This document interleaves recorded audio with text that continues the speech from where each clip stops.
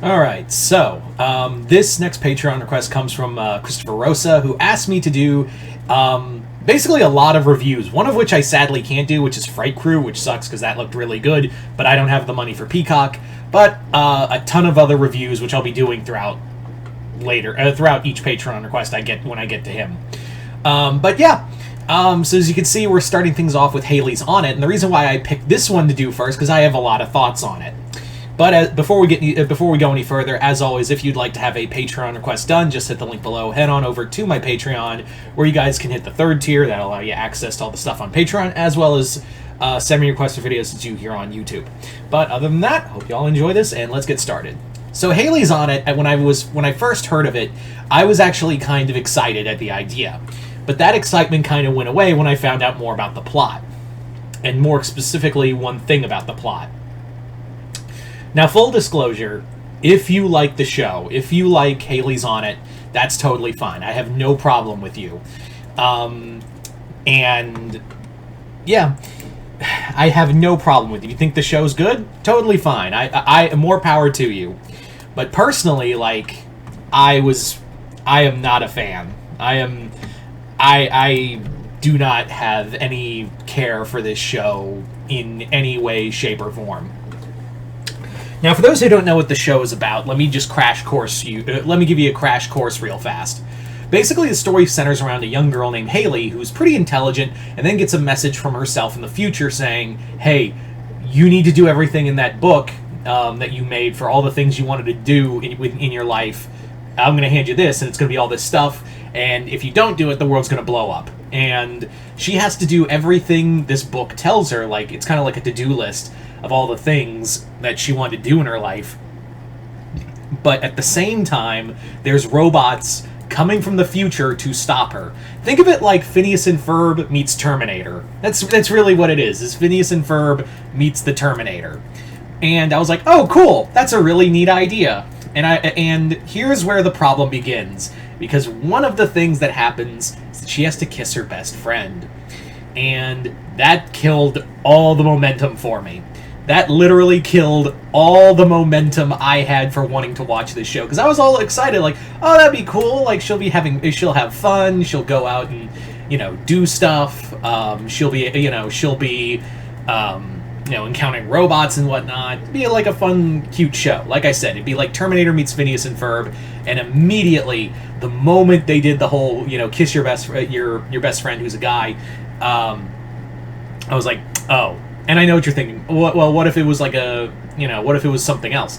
If it was like any love interest, like regardless if it was, regardless of gender or whatnot, this would have killed the momentum because the whole show would have been it. And I can tell you which show, you already know which show killed any momentum for me for wanting to like any of this again.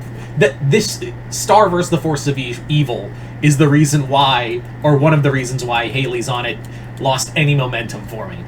Because we all know the curse of Starco on that show. And guess what?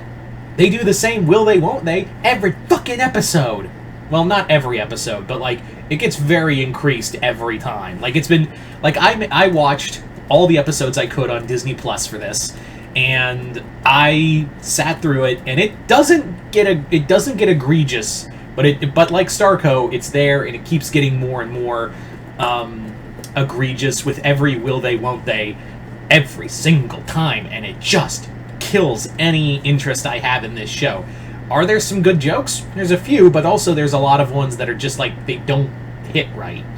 But at the same time, this show is such a paradox with me.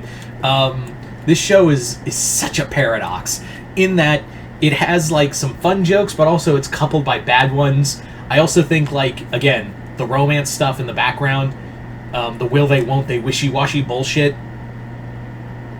That also, because again, if Starverse has taught us anything, it's that your shipping war will destroy the entire plot, because it'll have to be revolving around that. And guess what? That happens here too. And there's some good concepts too, like Haliey having a crisis about, trying to protect the future and like trying to do everything to save the future from these robots. Even like there's a great episode where she thinks she's created the robots that are coming to kill her, and there's some nice stuff between her and her future self. But again, it all gets thrown under the goddamn rug by this romance stuff. And again, a lot of the storytelling is pretty boring too. Like, there are some episodes where it's just like, build a sandcastle, and it's kind of eh. There's also like little episodes here and there, like some of the stuff becomes mundane, but also fun, if that makes any sense. The show is such a mixed bag for me. It is because like I can see the potential in it. And I'm not asking for this show to be like this big lore building. I'm not asking for this show to be like a big syndicated lore building, story arc like Amphibia and Owl House was, and what Gravity Falls was. I'm not asking it that, because that's too much of an ask. But it wouldn't kill them to make it like a fun show, but also it also feels like they don't know what to do with the show either, because like they have to drag out that whole Scott thing, and that gets drug out. And I'm like, well, you put this on yourself, but yeah. Yeah, and again, maybe they've already kissed. I don't know. I didn't get that far in the show, but if anyone is a fan of that series, let me know in the comments below if that happened or not. But some of the it's a very mixed bag for me, and I don't know although I will say it's better than Oye Primos. I think we can all agree it's better on that. I would take Haliey's on it than that. And yeah, so would I recommend Haliey's on it?